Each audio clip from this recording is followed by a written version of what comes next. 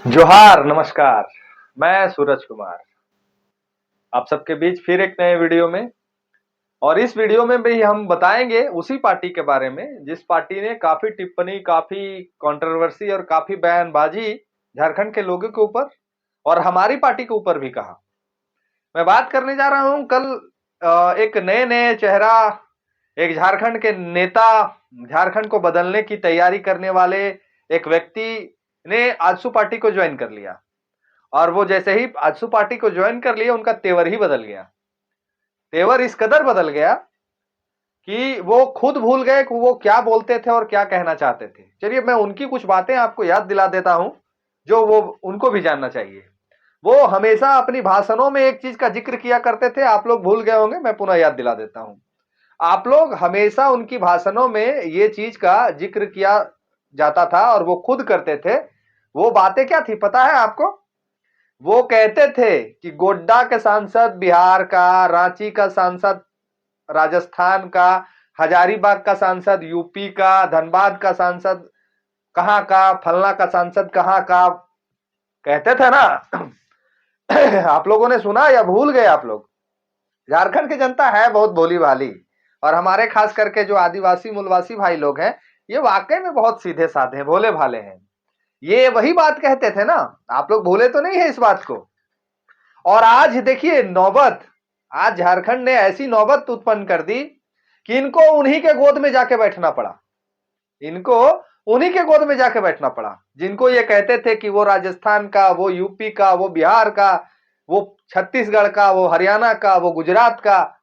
और आज झारखंड की जनता ने ऐसी नौबत उत्पन्न कर दी कि इनको उनके ही गोद में जाके बैठने की नौबत आ गई।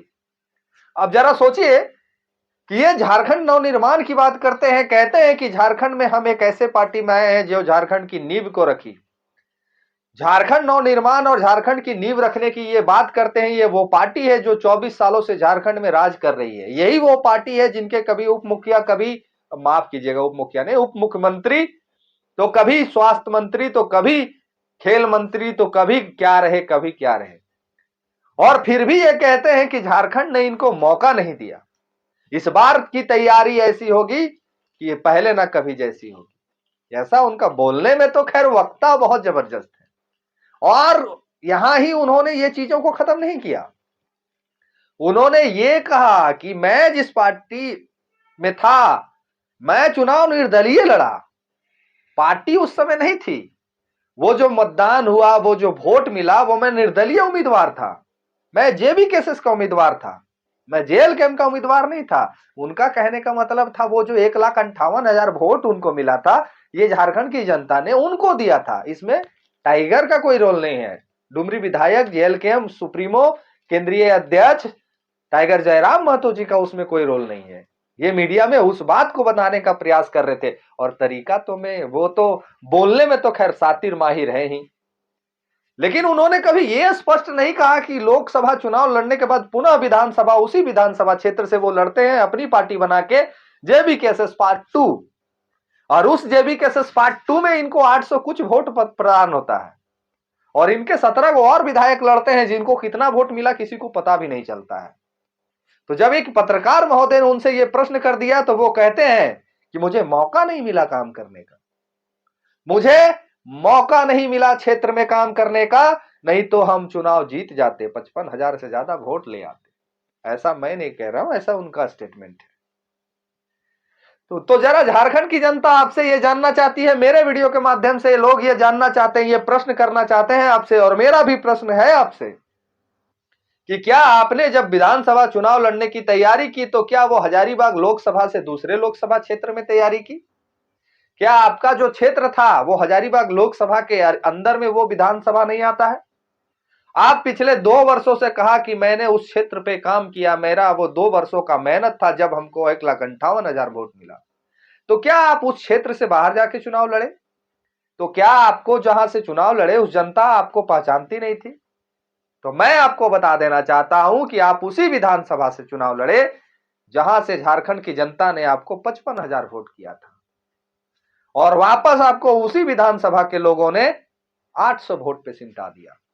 ये वही झारखंड की लोग हैं और ये वही झारखंड की जनता है जो शीर्ष पे ले जाना भी जानती है और शीर्ष से उतारना भी जानती है। आपका एक और सवाल उठा था मेरे पार्टी के ऊपर में कि हम लोग अराजकता फैला रहे हैं, तो आपको बताना चाहते हैं कि जिसका जमीन लूटेगा, जिसकी मां बहन का इज्जत लूटा जाएगा, जिसकी संपत्ति लूट ली जाएगी, जिसका पति मर जाएगा, जिसका बच्चा के ऊपर ट्रक चढ़ा दिया जाएगा, उसमें अराजकता उत्पन्न हो जाती है, उसमें एग्रेशन पैदा हो जाता है, उसमें क्रोध उत्पन्न हो जाता है। महाभारत में भी श्री कृष्ण भगवान ने कहा था कि अंतिम समय तक युद्ध नहीं किया जाएगा, लेकिन उस समय 5 गांव देने से भी कौरव इनकार कर गया था पांडवों को। हम उसी भारत में रहते हैं, तो जब अंतिम समय आता है तब लोग अराजकता और क्रोध का प्रदर्शन करते हैं। ऐसे पहले लोग धरना ही करते हैं, मांग ही करते हैं। उसके बाद आपने कहा कि हमारा सेटिंग हो जाता है वही कंपनियों से, वही विधानसभा के क्षेत्र के तमाम फैक्ट्रियों से जहां हम आंदोलन करते हैं। तो महोदय, मैं आपसे जानना चाहता हूं कि आप भी 2.5 साल रहे थे, कितनी फैक्ट्रियों से और कितनी कंपनियों से आपने चंदा उगाही किया था इस माध्यम से? आपने भी कई एक आंदोलन को नेतृत्व दिया था, आपको भी झारखंड की जनता, हजारीबाग लोकसभा के क्षेत्र के रहने वाले नागरिकों ने आपको भी कई एक बार मौका दिया था नेतृत्व करने का। तो मैं आपसे जानना चाहता हूं, ये मेरा प्रश्न है आपसे, ये आपको कितना लोग सेटिंग करने के लिए पैसा दिया था? आप कितना में अपने अस्तित्व को बेचे थे? आप कितना अस्तित्व में अपने विचार को दूसरों के पीछे रख दिए थे? आप कितने में अपनी नैतिकता को भूल गए थे? चलिए एक और किस्सा इनका हम कह ही देते हैं, जब कहने पे आए हैं तो। आप चुनाव लड़ रहे थे तो उस समय झारखंड की जनता, अपने विधानसभा क्षेत्र की जनता ने आपको 300, 500, 1000, 2000, 5000 करके आपको चंदा दिया। इवन मैं भी कई एक बार आपको अपनी कार में बैठा के लेके गया और तेल भी मैंने खुद भरा। उसके बाद जैसे ही सडनली चुनाव खत्म होता है, जैसे ही सडनली चुनाव खत्म होता है, एक नई चमचमाती कार आ जाती है। आपका बैकग्राउंड मुझे पता है, आपका बैकग्राउंड है, आप कार ले सकते हैं, लेकिन मुझे यह नहीं पता कि अगर आप स्कॉर्पियो ले ही सकते थे, आपका बैकग्राउंड में उतना पैसा है, मुझे पता है, लेकिन आपने चुनाव हारने के बाद स्कॉर्पियो क्यों खरीदा? आपको तो चुनाव से पहले स्कॉर्पियो लेना था और उसी स्कॉर्पियो से क्षेत्र में भ्रमण करना था। आप उस पार्टी को ज्वाइन किए हैं जिसका अस्तित्व और जिसका बैकग्राउंड इसी चीज के लिए फेमस है। किस चीज के लिए फेमस है वो झारखंड की जनता बखूबी जानती है। इसको मुझे विस्तार से बताने की जरूरत नहीं है। आपके विचार, आपके बोलने की शैली, आपकी मानसिकता झारखंड की तमाम लोगों को पता है। आपका ही प्रश्न मैं आपके ऊपर छोड़ के जाता हूं इस वीडियो में।